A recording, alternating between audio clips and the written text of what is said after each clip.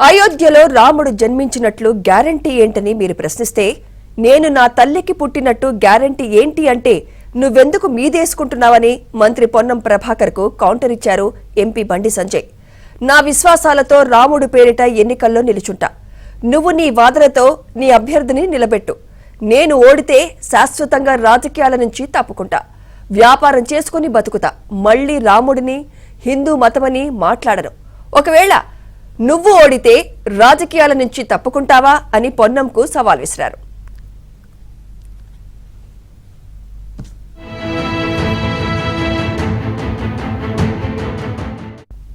అయితే బండి సంజయ్ రాజకీయ డ్రామాకు తెరలేపారని మంత్రి పొన్నం ప్రభాకర్ మండిపడ్డారు. రాముడి జన్మస్థానంపై తానెప్పుడూ మాట్లాడలేదన్నారు. అనని మాటను ఆపాదిస్తూ తల్లి జన్మపై మాట్లాడటం దుర్మార్గమన్నారు పొన్నం. రాజకీయాలతో ఆమెకు ఏమైనా సంబంధం ఉందా అని ప్రశ్నించారు. బండి మాటలను మీరు సమర్థిస్తున్నారా అని బీజేపీ అధ్యక్షుడు కిషన్ రెడ్డిని ప్రశ్నించారు. ఓటమి భయంతోనే బండి సంజయ్ అలా మాట్లాడుతున్నారని విమర్శించారు. నేను మా అమ్మ కుట్టడానికి గ్యారెంటీ ఏంది? నేనే చెప్తున్నాను. మా అమ్మ డెలివరీ అయినప్పుడు అక్కడ నర్స్ వచ్చి, ఆ నర్సమ్మ వచ్చి, అక్కడ డాక్టర్ అమ్మన వచ్చి, నీకు బాబు పుట్టిండమ్మా, నీకు పాప పుట్టిండమ్మా అని చెప్తే అది ఆధారం. నేను మా అమ్మ పుట్టింది, దానికి ఆధారం ఉంటుంది. ఇవాళ రాముడు అయోధ్యలో పుట్టినడానికి చరిత్ర ఆధారం. అంటే మీరు రాముడిని అయోధ్యలో పుట్టినని ప్రశ్నించి ఎందుకు అక్కడ పుట్టిన గ్యారెంటీ ఇది? రాముడు అయోధ్యలో పుట్టినని గ్యారెంటీ ఏంది, అక్కడ పుట్టిన గ్యారెంటీ ఏంది అని మీరు ప్రశ్నిస్తే మేము భరించాలి. మరి రాముడు అవమానపరిస్తే, మరి రాముడి జన్మస్థలాన్ని, మరి రాముడి చరిత్రను కించపరిస్తే మేము భరించాలా? ఇది ఎవరన్నాడో వాడిని చెప్పందుకొని కొట్టు ఫస్ట్ నీకు దమ్ముంటే. ఇప్పుడు అడుగుతున్నా, ఎవరైతే ప్రశ్నించారో అసలు వాళ్ళ అమ్మకుంటే గ్యారెంటీ ఏంది? నర్సమ్మ చెప్తానే కదా తెలిసేది. నేను చెప్తున్నా కదా మా అమ్మకుంటే గ్యారెంటీ నర్సమ్మ చెప్తానే తెలుసు. దీన్ని వేరే రకంగా చూపెట్టి ఇక్కడ ప్రజాహితకు ప్రజాస్పందన ఉన్నది, ప్రజలు తండోపదాలు తరలి వస్తున్నారు, దాన్ని చూసి డిస్టర్బ్ చేసే ప్రయత్నం చేస్తే అది మీకు ముప్పు వస్తుంది. ఇలా రాముడు అయోధ్యలో పుట్టిండా అని గ్యారెంటీ ఏంటి అని మీరు అన్నదానికే ఇలా ప్రజలు చీదరించుకుంటున్నారు. ఇవాళ బండి సంజయ్ గారు ఏ తల్లి అయినా 9 మాసాలు మోస్తే ఒక బిడ్డను కంటది. అటువంటి తల్లిని అవమానపరిచే విధంగా మాట్లాడిన నా తల్లి కావచ్చు, నీ తల్లి కావచ్చు, ఏ తల్లి అయినా, పైగా బతుకున్న నా తల్లిని ఆత్మక్షోభిస్తుందని మాట్లాడుతున్నాను. నేను రాజకీయ లబ్ధి అంటున్నాను.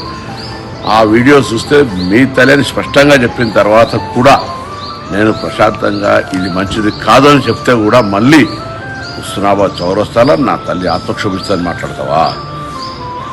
నేను తెలంగాణ ప్రజలను కోరుతా ఉన్నా, భారతీయ జనతా పార్టీ నాయకత్వాన్ని కోరుతా ఉన్నా. తల్లి మీద ఇటువంటి మాట మాట్లాడిన ఈ పార్టీ నాయకులు ఏం మాట్లాడతారు? ఇలా నా తల్లి కాదా? ఇలా ఈ విధంగా 9 మాసాల మోసి కంటే నా తల్లిని అవమానపరుస్తావా? నా బతికిన తల్లిని నువ్వు ఇలా ఈ విధంగా మాట్లాడే పరిస్థితి ఉంటే ఇది ఏం రాజకీయాలకు తల్లిని తీసుకొస్తారా?